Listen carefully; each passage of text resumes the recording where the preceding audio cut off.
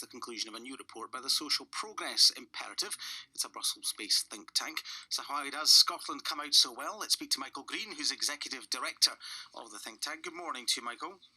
Good morning, Gary. So how do you go about measuring this, first of all? Well, the standard way of comparing countries is often about how rich they are. So what we've done is we've left money to one side and instead looked at all the things that make up a good society, from education to health to tolerance to the environment, all those different factors bundled together. And of the four nations of the United Kingdom, Scotland comes out number one. And when you measure tolerance, for instance, how do you calculate that? So tolerance covers sort of so many different things, whether it's about immigration or religion or homosexuality, all those different issues that make up a tolerant society.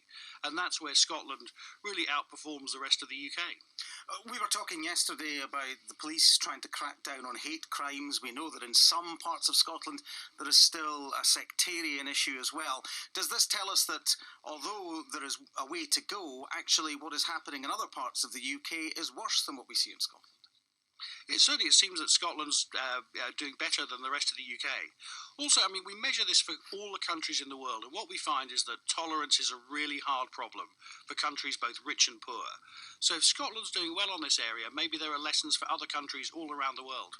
Might it also be down to especially if it's tolerance towards immigration, for instance, down to the numbers of migrants that are in this country compared to other parts of the UK?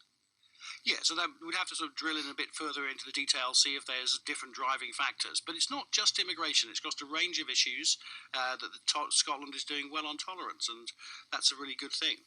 You also talk about Scots enjoying more personal freedom than the rest of the UK. Explain that a little further.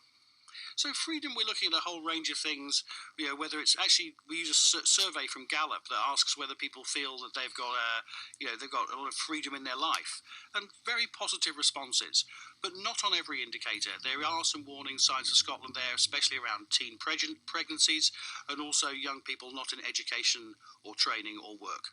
Yeah, and health has been an issue. Bad health has been an issue for Scotland for a long time. Have you measured that? How do we equate with the rest of the UK on that front?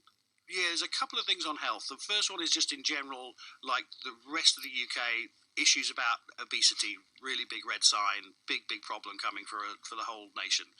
And then the other one that's quite striking is Scotland doesn't do well on people dying early before the age of 65, and that's a very sort of worrying indicator that where Scotland does not do well. So would you recommend that those who are looking for the best quality of life in the UK consider moving to Scotland? Well, if you're looking at the data and you're taking an evidence-based approach to it, our data says yes. Skeptics might suggest that given your research was funded by the EU, is there any connection between your report suggesting that Scotland and Northern Ireland are the best quality of life and the fact that those two home nations voted to remain in the referendum?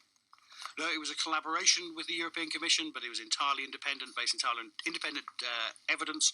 The data's all published, the methodology is published, it's out there, scrutinise it, and if you can find a problem, let us know. Okay, Michael Green, Executive Director of the Social Progress Imperative, thank you very much.